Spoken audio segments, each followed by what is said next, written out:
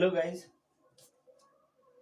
अब बारी है मेरे इंग्लिश के दूसरे वीडियो की दूसरे पार्ट की, जिसके अंदर मैं इंग्लिश के कुछ बेसिक सबसे मोस्ट इम्पॉर्टेंट पहले कदम की वो चीज़ें बताने वाला हूँ जिसका यूज़ आपको हर एक सेंटेंसेस में करना पड़ सकता है। हर एक सेंटेंस में करना पड़ सकता है। जैसे कि नंबर 1 जो है ये चीज, या ए डाल लीजिए, इसमें है आपके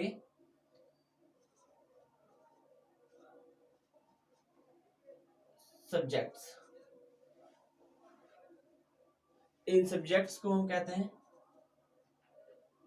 कर्ता। सब्जेक्ट माने कर्ता। अब कर्ता क्या है? कर्ता का मतलब है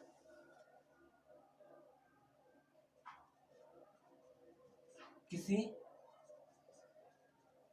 कार्य को करने वाला, या फिर जिसके बारे में बात हो, यह है सब्जेक्ट। हर एक सेंटेंस को बनाने के लिए सबसे पहला जो पार्ट आता है वो रहता है सब्जेक्ट, जिसके अंदर सबसे पहले नंबर पर आई माने मैं। ये हर उस बच्चे के लिए जो अपनी बेसिक इंग्लिश को इम्प्रूव करना चाहता है या फिर इंग्लिश सीखना चाहता है। मैंने अपनी वीडियोस की स्टार्टिंग बिल्कुल पहले कदम से की है। हो सकता है आप में से कहीं को इसके इनके मतलब या ये सब चीजें पता हो, लेकिन जिनको नहीं पता ये उनके लिए काफी बेनिफिट रखती है। तो सबसे पहले नंबर पे आई माने मैं, नंबर 2 पे यू माने तुम या फिर आप या फिर तुम सब, आप सब, तुम लोग या फिर आप लोग। यू के अंदर ये सब मीनिंग आते हैं। नंबर 2 के बाद नंबर 3 वी माने हम सब, हम लोग। दे माने वे सब, वे लोग।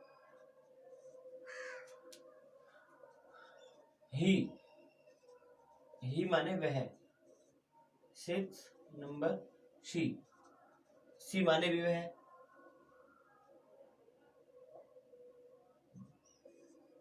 और इट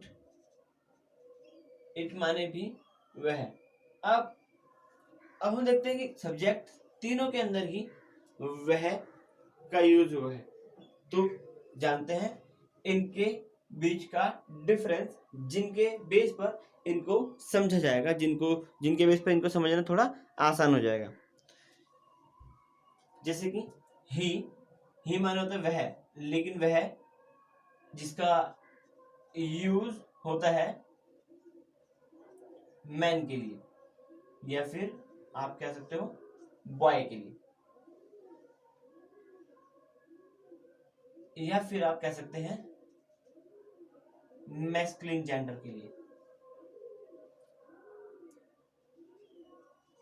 मेल के लिए भी कह सकते हैं। इन शॉर्ट मैस्कुलिन जेंडर या फिर मेल के लिए। शी का यूज वहां होगा जहां वुमेन की बात होगी, या फिर गर्ल की बात होगी, या फिर फीमेल की। बेसिकली इसको कह सकते हैं हम फेमिनिन जेंडर के लिए शी का यूज होगा। जहां लड़की की बात आएगी वहां पर हम शी का यूज करेंगे। और उसके बाद में थर्ड नंबर पर आता है इट का यूज यह है, वह, या फिर यह। होता है। इट का यूज ये है या फिर वह होता है, लेकिन इट का यूज इन दोनों में से किसी भी संदर्भ में किसी व्यक्ति के लिए आप कह सकते हैं कि ज्यादातर जो यूज होता है वो होता है मौसम के लिए यूज करने के लिए, मौसम का हाल बताने के लिए, जैसे इट इज कोल्ड आउटसाइड, और मौसम हो गया, टाइम हो गया, किसी एनिमल के लिए हो गया, किसी एनिमल के लिए हो गया, या फिर जहां पर कोई सब्जेक्ट नहीं होता वहां पर भी नो का यूज होता है, या फिर थिंग्स यानी कि वस्तुओं के बारे में बताने के लिए भी आप इट का यूज करते हैं। वस्तु यानी कि जो बेजान चीजें हैं आप बेसिकली उनको कह सकते हैं इसके अंदर। नेक्स्ट नंबर पर एक सेंटेंस में सब्जेक्ट की तरह यूज होने के लिए आप दिस का भी यूज करते हैं। दिस माने यह, लेकिन दिस का जो यूज है वो है दूर किसी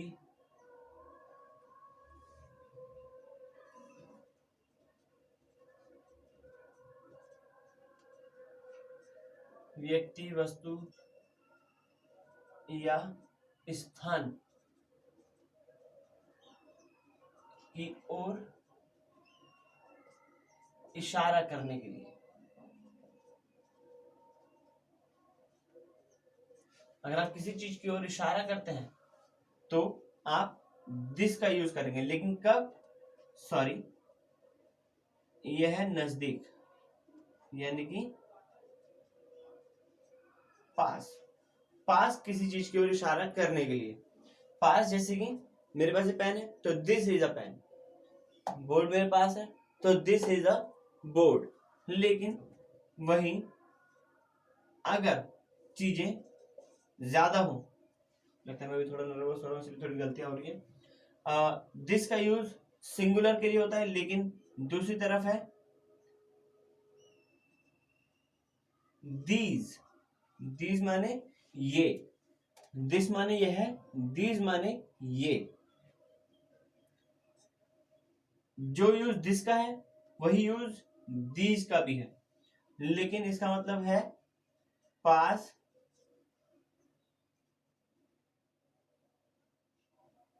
पास,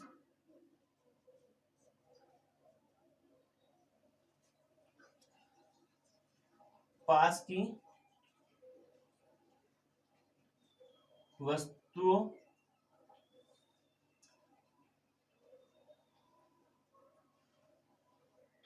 या आप लिख लो पास की चीजों की ओर इशारा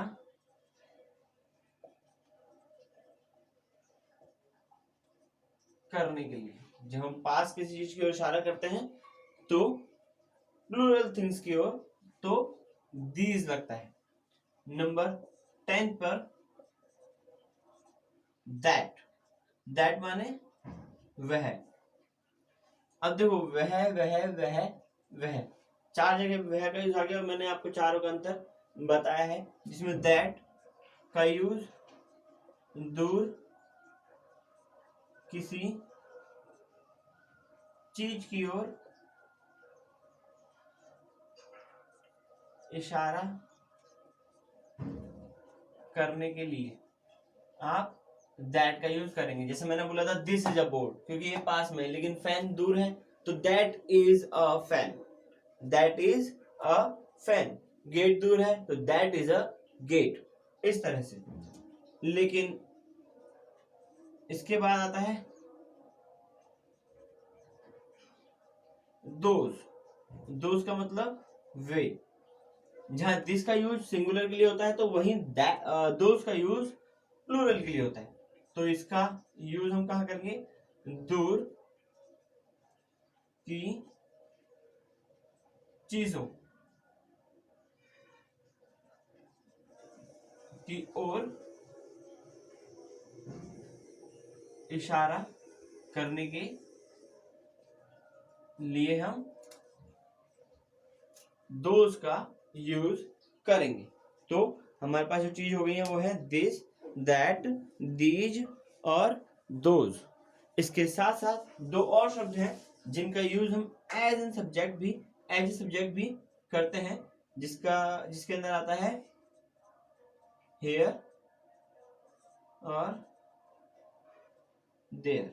हेयर माने यहाँ, देयर माने वहां, ठीक है ना। और हालांकि सब्जेक्ट होते तो कई सारे हैं, कई प्रकार के होते हैं, लेकिन तब भी हम ज्यादातर इनका यूज बेसिक लेवल पर सीखते हैं, जहां पर आई,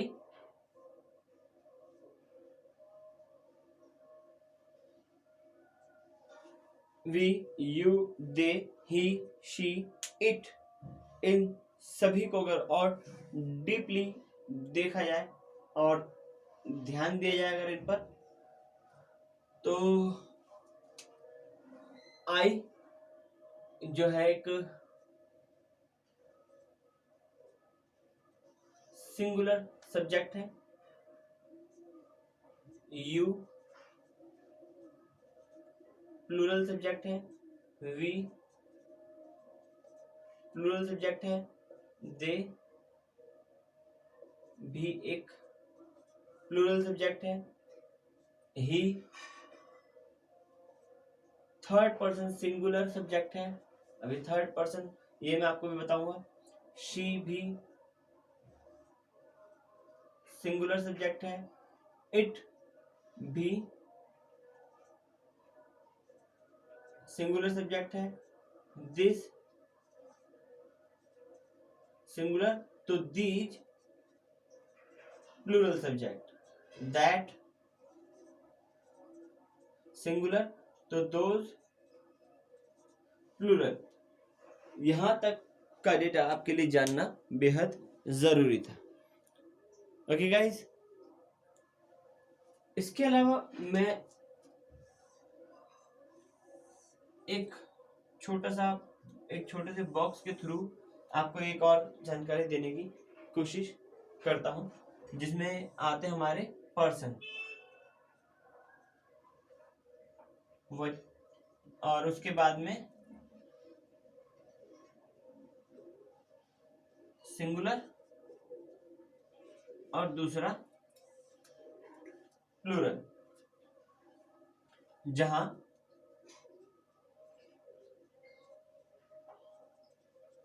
फर्स्ट पर्सन अगर हम नोट डाउन कर रहे हैं तो वो बहुत बेस्ट है, जो मैं कम जगह पर नहीं लिख पाऊंगा, आप उन्हें सुन करके अपने कॉपी में नोट डाउन कर लें। फर्स्ट पर्सन कौन होगा? वो व्यक्ति जो बात बोलता है, यानी कि बात को बोलने वाला व्यक्ति या फिर बताने वाला व्यक्ति जो है वो है फर्स्ट पर्सन। इस फर्स्ट पर्सन में जैसे कि मैं आपको चीजें बता रहा हूं तो हो गया आई सिंगुलर में, लेकिन प्लूरल में इसके अंदर आता है वी। आई के साथ क्या आता है प्लूरल में? वी। सेकंड पर्सन बात सुनने वाला,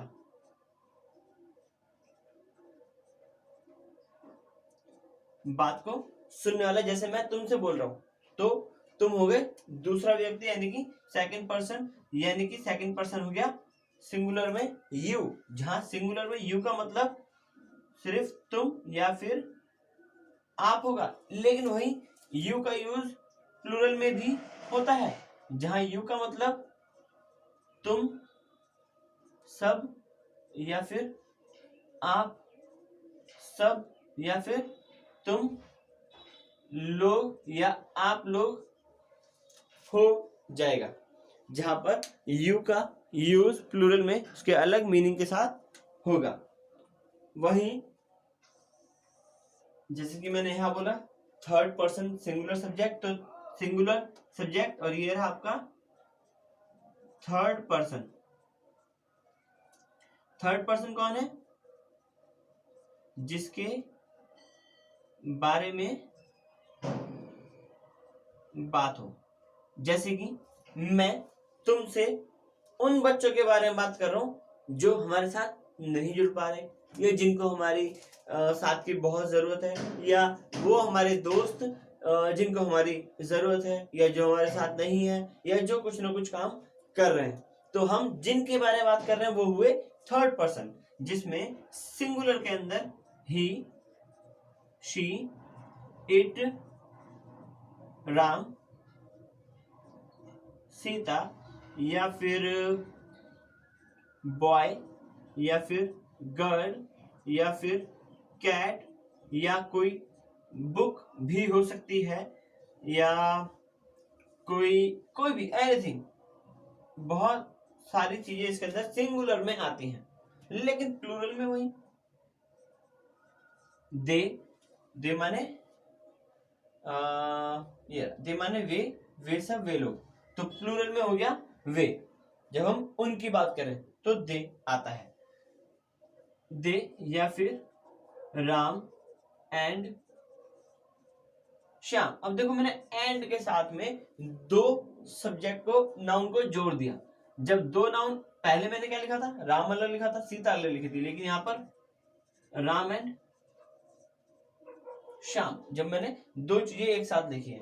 ऐसे सीता एंड गीता, ठीक है ना, तो दो जने एक साथ जुड़ गए। अब लगाया मैंने कॉमा। उसके बाद में थर्ड नंबर पर गर्ल्स, बॉयज, बुक्स, कैट्स। इस तरह से जब मैं चीजों को प्लूरल में यूज करने लग जाऊंगा तो वो थर्ड पर्सन प्लूरल सब्जेक्ट होंगे। ओके गाइस, तो जहां हम सिंगुलर सब्जेक्ट देखते हैं, वहीं दूसरी तरफ प्लूरल सब्जेक्ट भी हमने देखे, फर्स्ट पर्सन, सेकंड पर्सन और थर्ड पर्सन के। सबसे ज्यादा इंपॉर्टेंट इन सब में होता है थर्ड पर्सन सिंगुलर सब्जेक्ट, जिनका दायरा बहुत बड़ा होता है। थर्ड पर्सन सिंगुलर सब्जेक्ट को समझने के लिए हो सकता है कि हम अलग से एक बड़े लेवल पर कोई चैप्टर भी करें।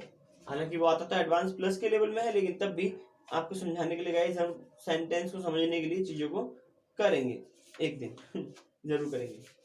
तो खैर, ये था अब तक के सब्जेक्ट का पार्ट। मुझे लगता है कि आपको बेसिक इंग्लिश करने के लिए सबसे पहले इनको याद करना होगा, इनको समझना आपके लिए बहुत जरूरी है। आप कुछ ना करें ज्यादा, आप बस ये जो लाइन देख रहे हैं आप, आई माने मैं, यू माने तुम या आप, वी माने हम, दे माने वे, ही माने वह, शी माने वह, इट माने वह। लेकिन इनके बेसिक यूज के साथ में, इनके सही तरीके से करने वाले यूज के साथ में इनको समझें। ठीक है गाइस, अब मैं इसको रफ करने जा रहा हूँ। जिसको भी इसकी स्क्रीनशॉट लेनी है या इसको नोट डाउन करना है, वो वीडियो को स्टॉप करे और तब चीजों को लिख ले। ओके गाइस, तो 5 4 3 2 1। अभी हमने करा ए पार्ट अपनी इंग्लिश का।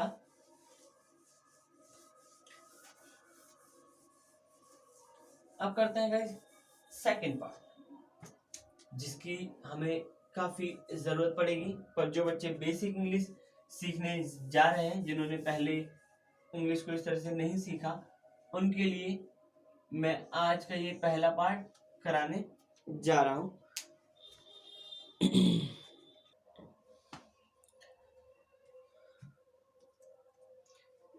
एक मिनट गाइस, जरा मैं अपनी मार्कर में इंक डाल लूं। ठीक है गाइस, अब करते हैं हमारी इंग्लिश बेसिक का सेकंड पार्ट, बी पार्ट, जिसमें सबसे पहले पार्ट में मैंने अब तक आपको जो बताया वो है सब्जेक्ट। अब जो सेकंड पार्ट है उसको हम कह सकते हैं हेल्पिंग वर्ब, मतलब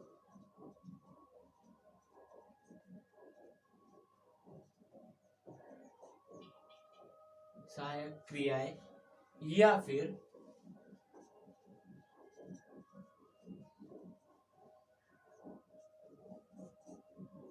टू बी फॉर्म्स, जहां पर टू बी फॉर्म्स या फिर हेल्पिंग वर्ब के बारे में मैं बेसिक मीनिंग आपको बताने जा रहा हूं, ताकि आप हमारे सेंटेंस वाले पार्ट पर आने से पहले ही इन चीजों को पहले ही याद कर लें और आपको बीच बीच में वो प्रॉब्लम फेस ना करनी पड़े। इसीलिए मैं आपको सबसे पहले कदम में, सबसे पहले दिन में ये चीजें बता रहा हूँ, ताकि आपको आने वाले समय में कोई दिक्कत ना आए। जैसे कि मैं वर्ड यहाँ लिखता हूँ इसका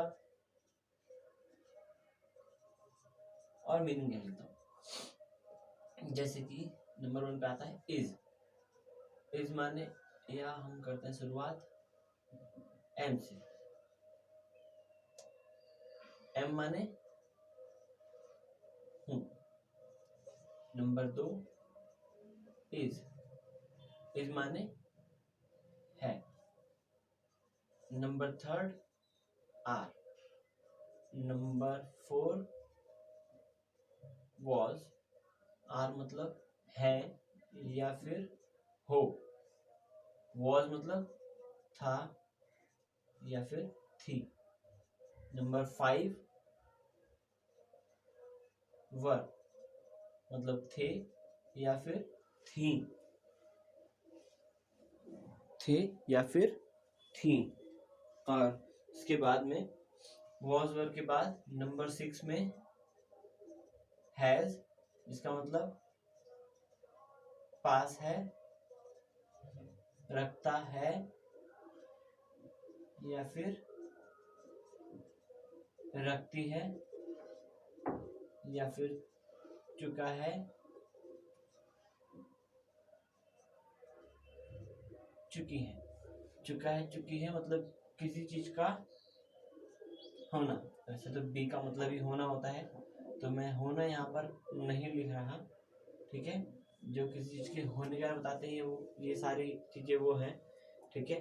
पर जब हम टेंस के अंदर इसका यूज करते हैं हैज का, तो इसके अंदर या, ई, या है, ई है, ए है की मात्राएं आती हैं इसमें। नंबर 7 हैज के बाद हैव, जिसका मतलब पास है, रखते हैं या फिर रखती हैं और चुके हैं। ऐसे मीनिंग आएंगे ज्यादातर, और भी है पर अभी पहला बेसिक में ये याद करें। नंबर 8 पर हैज हैव के बाद में आता है हैड, जिसका मतलब हो जाता है पास था, रखता था या फिर रखती थी, चुका था या फिर चुकी थी। ये सबसे ज्यादा यूज होने वाली चीजें आपके पास है। वैसे तो विल, शैल, कैन, कुड भी है इसके अंदर। आप चाहें तो अलग से गाइज, कैन और कुड का भी यूज लिख सकते हैं, जिनका यूज हम आमतौर पे सेंटेंसेस में करते हैं, पर ये टू बी फॉर्म या फिर हेल्पिंग वर्ब के अंदर नहीं आती। जैसे कि कैन का मतलब होता है सकता है, सकती है या फिर सकता, सकती। कुड मतलब सकता था, सकती थी या फिर सका। ठीक है गाइस, अब हमारे लिए चलो इसी के अंदर मैं आपको और चीजें एक्सप्लेन करता हूं।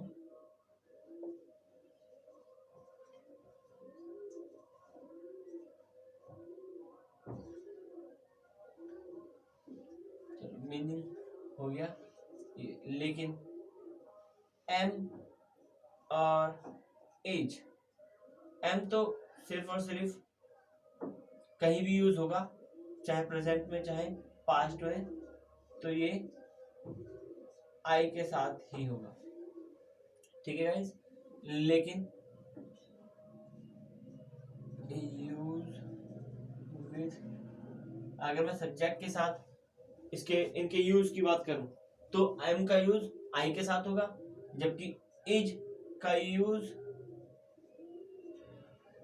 सिंगुलर सब्जेक्ट के साथ होगा, आर का यूज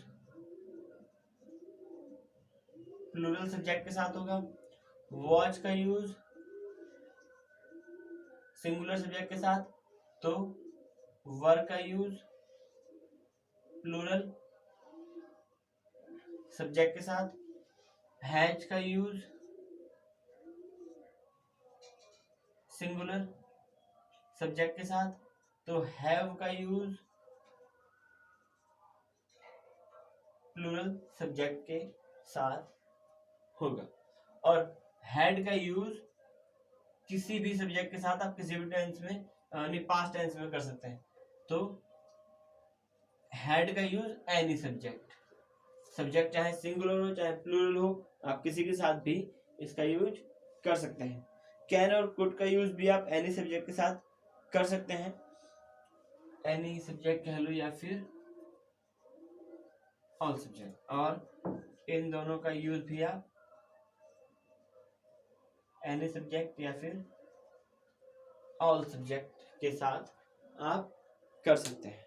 ओके गाइस, हाँ चलिए एक चीज और इसी के अंदर देखते हैं कि किसका यूज आप किस टेंस में या फिर सेंस में करेंगे। जैसे कि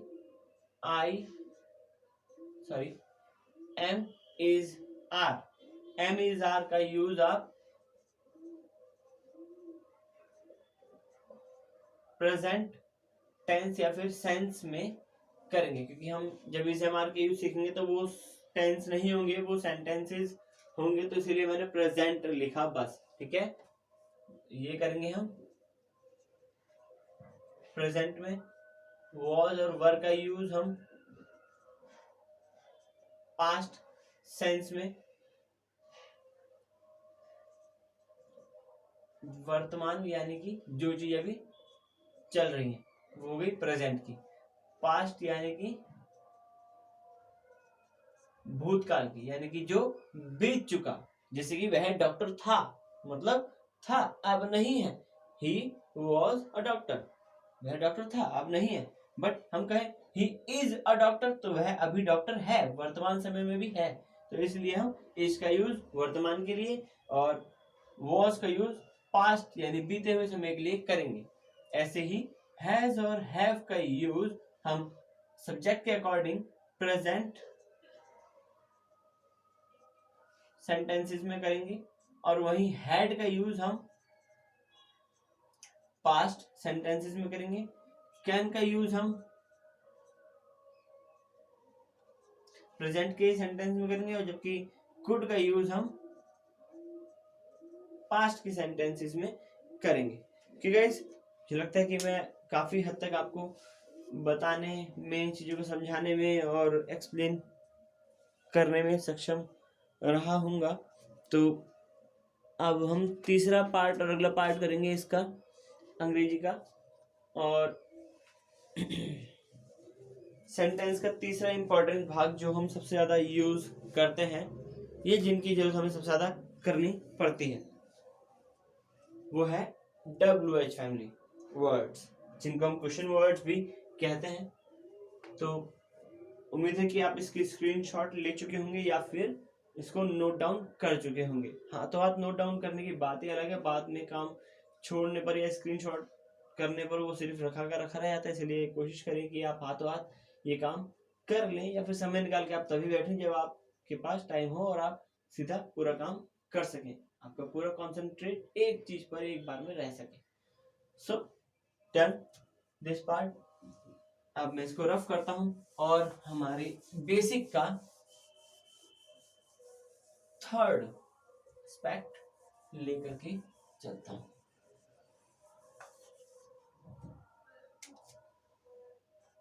सी पार्ट, जिसमें आते हैं आपके WH फैमिली वर्ड्स, जिनको हम क्वेश्चन वर्ड्स भी कह सकते हैं, मतलब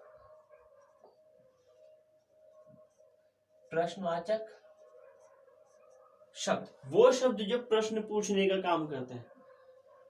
जैसे कि नंबर 1 पर व्हाट, व्हाट माने क्या। नंबर 2 हु, हु माने कौन। नंबर 3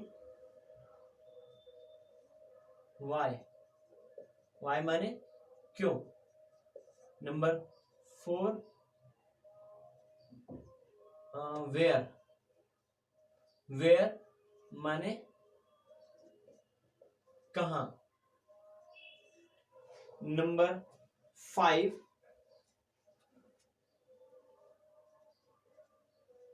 व्हेन, व्हेन माने कब। नंबर 6 व्हेन के बाद नंबर 6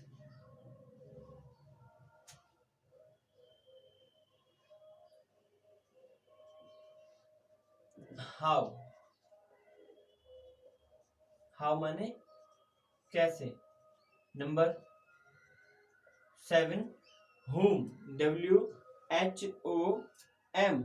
whom, whom माने किससे या फिर किसे। नंबर 8, नंबर 8 में हमारे पास what, who, why, where, whom आ गया। अगला है which,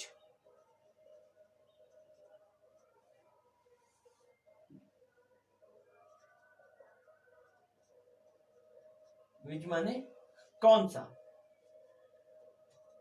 number 9 how many. Number 10 how much, how many मतलब कितने आदमी थे, मतलब कितने। और हाउ मच माने कितना, कितने अनकाउंटेबल थिंग्स के साथ आता है, लेकिन कितना, सॉरी कितने आता है काउंटेबल थिंग्स के साथ, लेकिन हाउ मच अनकाउंटेबल थिंग्स के साथ। ओके गाइस, तो ये एक चीज है करने वाली। WH फैमिली वर्ड्स, इनको भी आप अपने कॉपी में नोट डाउन कर लीजिए और जल्दी जल्दी इनको याद कर लीजिएगा, ताकि इनके साथ हमको आगे बढ़ने में बीच बीच में दिक्कत ना हो। अगर सेंटेंस करते समय आपको बीच बीच में दिक्कत आएगी तो गाइज आप ही को प्रॉब्लम होगी, मुझे नहीं, क्योंकि मुझे लगेगा कि आपने याद कर लिया, और अगर आपने नहीं करा होगा तो आपको बार बार प्रॉब्लम फेस करनी पड़ेगी।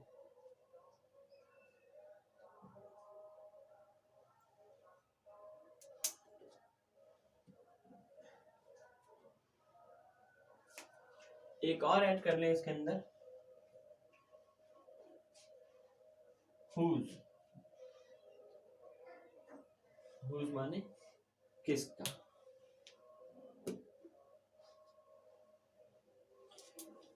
क्या का यूज हम वहां करते हैं जब हमें कोई रीजन जानना होता है, जब हम कोई वजह जानने की बात करते हैं।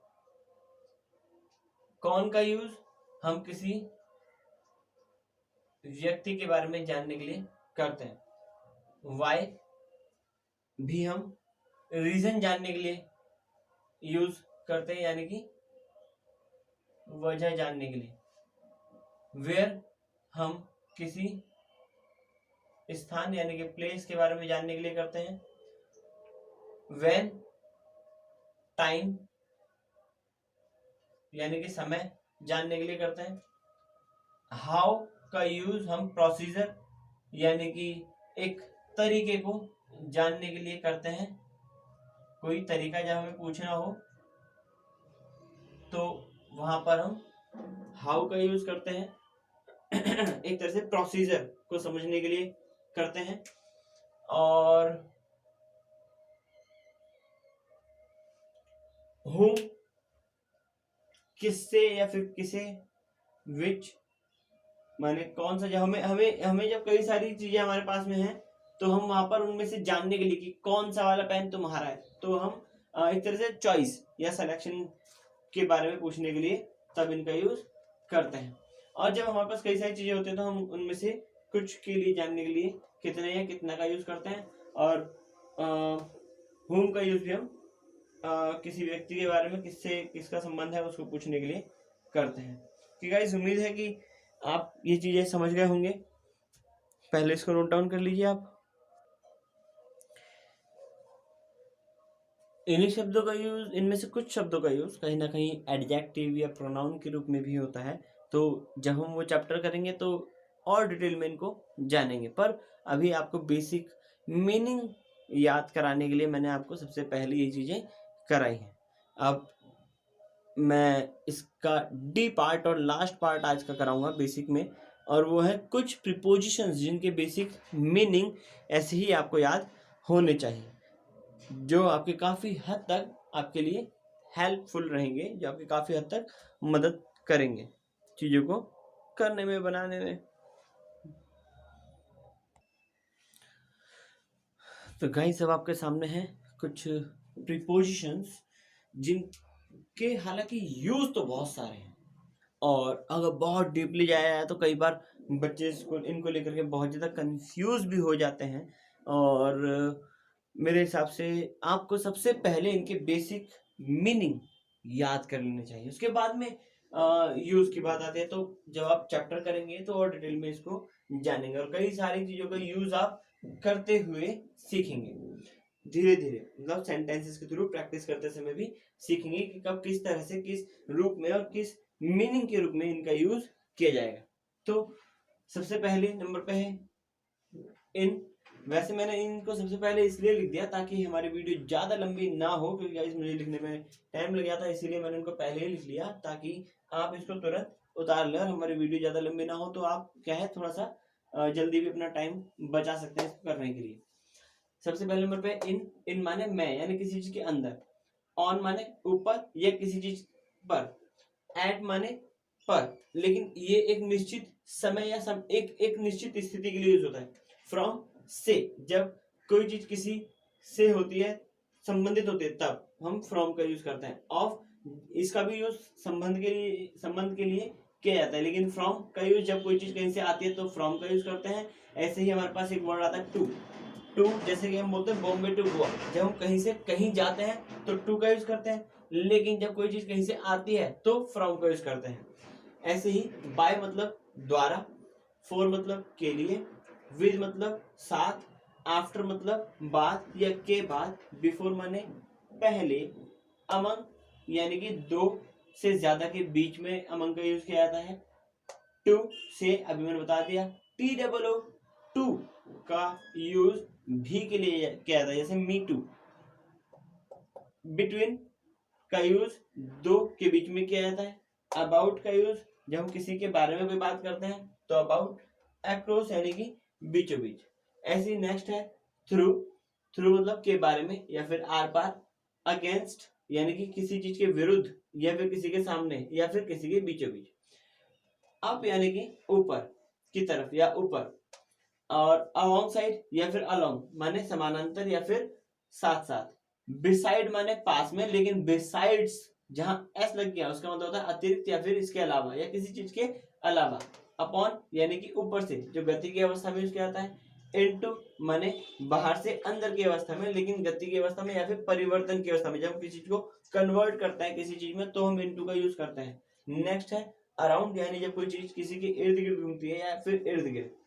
लाइक माने जैसे या फिर बराबर। ओवर या फिर एबव मतलब ऊपर होता है। ओवर और एबव में भी अंतर है, जैसे कोई चीज आपके एक लेवल से कम ऊपर है या फिर जरूरत से ज्यादा ऊपर है, ठीक है ना। जैसे बादल या फिर हमारे ऊपर ये छत, तो बादल जो जरूरत से ज्यादा ऊपर है लेकिन छत जो हमारे थोड़ा कम लेवल में है लेकिन ऊपर है, तो उनके लिए अबव या फिर ओवर अलग अलग यूज होगा। ये मैं आपको सेंटेंस में करते हुए और डीपली बताऊंगा। इन फ्रंट ऑफ मतलब सामने, बिहाइंड माने पीछे, अपवर्ड अप आ गया ऊपर, वर्ड्स यानी कि ऊपर की अवस्था में या ऊपर की ओर बढ़ते हुए, डाउनवर्ड्स यानी कि नीचे की ओर, इनवर्ड्स यानी कि अंदर की ओर, आउटवर्ड्स यानी कि बाहर की ओर। तो गाइज आज मैंने आपसे सबसे पहले बेसिक लेवल पर ये 4 चीजें डिस्कस करी है। पहले नंबर पर ए में मैंने सब्जेक्ट कराए हैं, नंबर 2 बी में मैंने आपको हेल्पिंग वर्ब या टू बी फॉर्म्स कराई, तीसरे नंबर पे सी में मैंने आपको WH फैमिली वर्ड्स कराए जो जिनको क्वेश्चन वर्ड्स भी कहा जाता है,